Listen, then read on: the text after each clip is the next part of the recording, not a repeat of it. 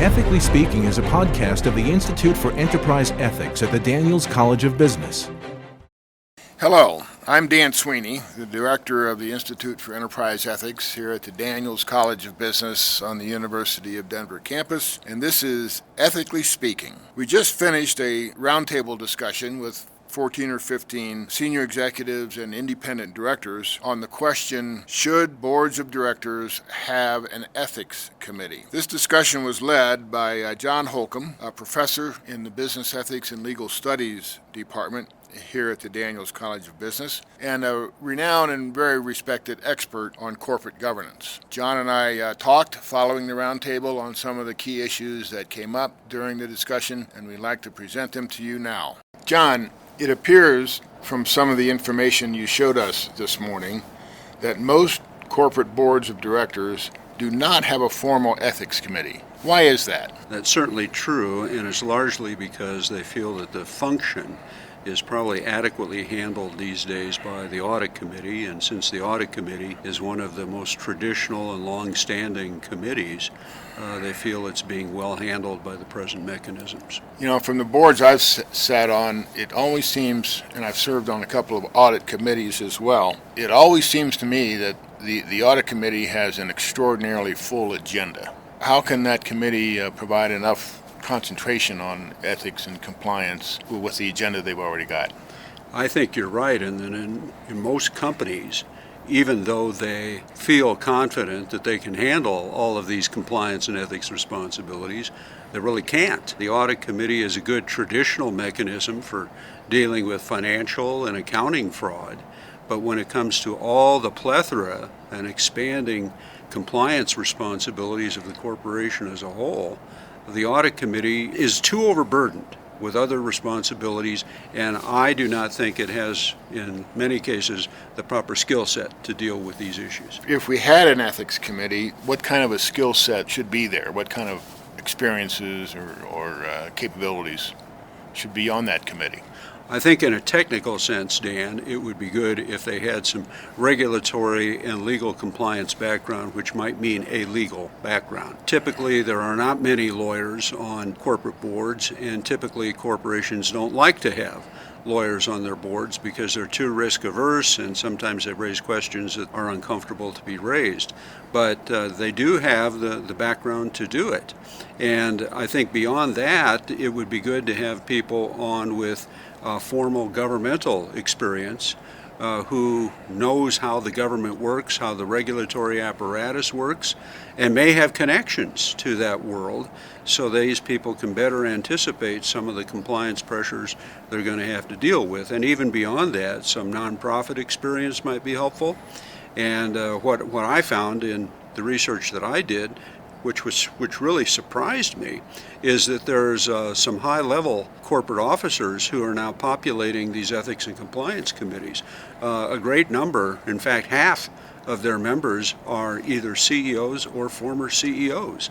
So that's a great sign that they might have some power and leverage. Let me make an observation for your reaction, since I know you are an attorney with a Juris Doctor degree. My experience is when we have an attorney on a committee or even at the board meeting, he's like the carpenter where every problem looks like a nail, right?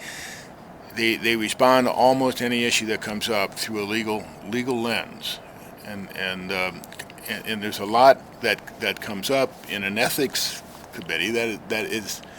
It's not strictly a legal issue. It's not legal or illegal. It's right or wrong. And so my sense, if you get too many of those guys on a committee, you're going to end up having a legal committee, not an ethics committee. Well, I think that's a great point. And I think this means that you have to get the right type of lawyer. I remember talking with one who, after the Enron scandal, was put on the board of one of the high-tech companies in Silicon Valley, and he said he had to change his approach and was now not just telling the company why not to do something and putting up obstacles, but giving positive strategic advice. So I think the role of board member with legal background can be useful if they see the world through the right lens. But as you're suggesting, that's not always the legalistic lens. They have to also combine that with a key ethical sensibility. John, what kind of new advantages or new benefits does a board of directors receive or a corporation receive when they create an ethics committee of the board? There's no guarantees, Dan, that we'll gain those benefits, but if it does the job right, I think there's a great possibility of enhancing the legal compliance readiness of the corporation due to the incentives that we now have under a number of features of the law, which would include corporation law, something called the Caremark duty to monitor internal controls. If you have the right people, they're going to do a better job at that. And I think it does demand that you have them on an ethics and compliance committee, which is focused just on that kind of issue. And then there are other legal incentives to escape an exorbitant sentence under the Sentencing Commission guidelines, to escape even a charge possibly under the charging guidelines. This requires corporations to have a conscientious system of internal controls and the right kind of corporate culture, which can be set by an ethics and compliance committee. In an ethical sense, I think it can play a very positive role as well, because now you have an access point at the board level by ethics officers at the management level who now have virtually nowhere to go. Not only no accountability, but no standing and legitimacy in the eyes of others in the corporation. And in an ethical sense also, the Ethics and Compliance Committee can monitor and supervise ethical training and make sure that the employees are more sensitive to these issues.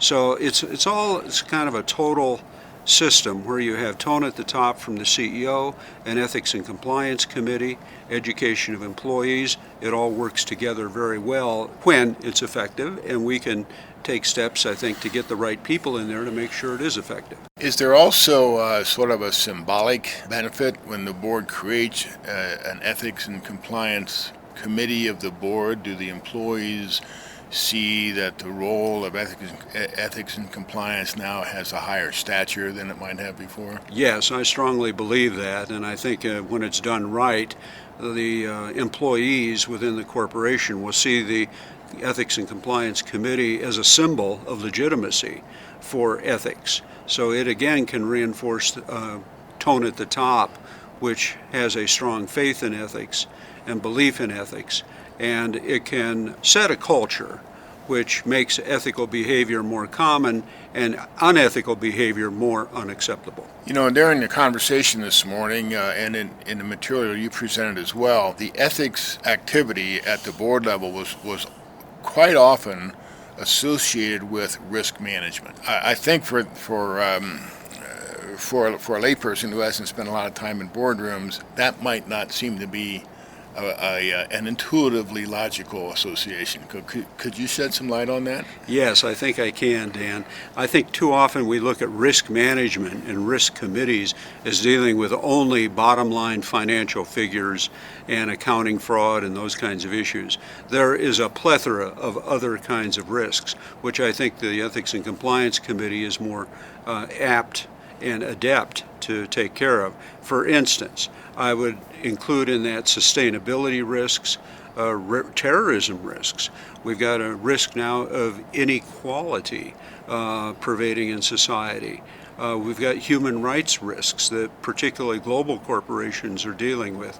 Those transcend really the skill level of most audit committees and require a different set of skills on the Ethics and Compliance Committee. So we're talking about bringing in new people with different backgrounds, the government experience and so on that I discussed earlier. It seems to me from some of the corporate scandals that I've observed over the past couple of years that one of the biggest risks, and at the end of the day the more expensive risks, is reputational risk. That would even call for some other kind of talent on that committee, wouldn't it? Absolutely. People who are then adept and skilled at not only public relations but at interaction stakeholder management, interaction with NGOs and other interest groups, dealing with the media. You need those kinds of skills in order to protect your reputation. And you also need the skill of being to anticipate where pressures are coming from in the future. So a skill at screening, filtering signals from the outside environment to tell you what might be coming down the pike and facing you. And these are people who have built relationships outside the company and are probably adept and have a great deal of depth themselves in social and political and other kinds of issues. Well, it certainly sounds like there's enough work to be done to keep an ethics committee busy. Lots. Thanks, lots. John. John, last couple of years, there's been a story in the headlines about FIFA, the Federation of International Football Associations. Football, what we call soccer. And of course, the scandal had to do with bribery and kickbacks and all that sort of thing. And in one of the articles I read about that, they talked about the FIFA Ethics Committee. And we, in fact, wrote a post on our website, what? FIFA had an ethics committee? Who would have thought? So apparently it's not enough just to have an ethics committee, right? Exactly. The ethics committee can become window dressing to sort of fend off public pressures and public criticism, which may in fact make it worse and counterproductive if you have bad things going on and you're simply using this as a shield or some sort of tokenism in order to protect you. It won't protect you. And there are other examples, Dan, where we've seen this happen in other corporations as well. The Hewlett-Packard case is one where you had a good committee structure, but also very importantly, an ethics officer who wound up being part of the problem, not part of the solution, and had to resign because they had a privacy scandal at the company, which he did not issue appropriate advice on. He had actually no support in that case from an ethics and compliance committee of the board. So that's an indication that you have to have not only a committee, but you have to have a proper apparatus at the management level and proper training programs. You could, for instance, have a code of conduct which condemned all of these kinds of activities, but yeah, just a piece of paper. If people have to sign it, so what? I'll sign it and move on. You have to have incentives and educational programs built behind all of these efforts. And with an ethics and compliance committee, you also have to have the right people. Now, at FIFA, I am sure that the right people were never either recruited or selected in the first place to populate that committee, which means, again, bespeaks the importance of having the proper skill set. Well, FIFA, like some other organizations, particularly nonprofit organizations, there was no independent directors on that board. They were all members of the various international associations. Right. So they were probably complicit in a lot of what was going on. Well, that's a great point, which also indicates that we may have a greater opportunity within the corporate world where we have a lot more independent directors to pick from, to put on these committees. Not only FIFA, by the way, but in the nonprofit arena, in nonprofit governance, we've had scandals at the United Way, at the Smithsonian Institution, in terms of sort of kickbacks and bribes that the leaders were taking from corporate sponsors. Red Cross went through that Yep. a few years ago.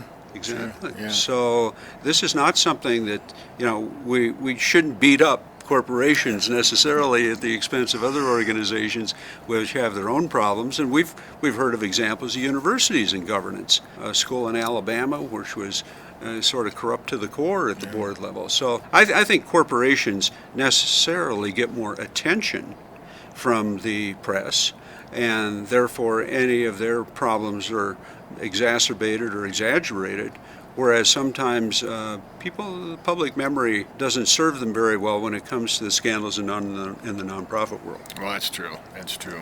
John, is there a clear trend, either more or fewer ethics committees on corporate boards in the recent past? Not a clear trend. It's at the incipient stages, and it's due mainly to troubled industries or heavily regulated industries, such as about 4 financial companies since the financial crisis of 2008. Then you have some energy companies which generally are beset with different public responsibilities. And then in addition to the energy companies, you've also got some pharmaceutical companies, also heavily under scrutiny. And but that's only 12 altogether. There is a much larger number of companies, up to 100 or so, who have formed public responsibility committees. The distinction I make in the study is that the public responsibility type committees focus more on external responsibilities and monitoring the outside environment, whereas the ethics and compliance committees are more focused on internal implementation of ethics and genuine responsibility. So the public responsibility committees, ever since the 1970s, have been on an upward trend. But while they're important, I do not see them as being as crucial to the function of internal corporate ethics and compliance. Now, when it comes to specific examples of companies that have formed such committees, I'll take Abbott Labs as an example in the healthcare sector. And certainly that company took a very much more progressive response, an interactive response to the infant formula controversy a number of years, where infant formula manufacturers were accused of overly aggressively marketing the product and creating infant malnutrition in third world countries. But Abbott Labs, within 6 months, disposed of that public pressure and that issue because they engaged the external stakeholders through members of their board. And that's very unusual for any companies to take it that far. And then you have some energy companies, I believe Duke Energy is one, that is one of the 12 on that list, that has been much more advanced in its response to the climate change issue. Looking at it as an internal compliance implementation type of question, not just sort of a token, let's say some nice things about climate change in our public positions and statements. Do you expect, as an expert in this field, do you expect an increase of boards who form ethics committees? That is my hunch. It is true from my viewpoint because we have all these legal pressures descending upon them.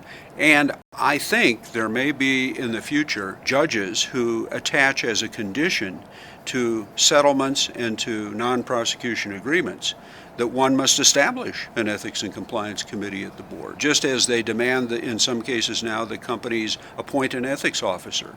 Well, as I said, these are all sort of companion mechanisms and measures that go together and can be very helpful as we look down the line. Whether they will be or not, we have no guarantees, but we have some examples of where they have been effective, so hope springs eternal.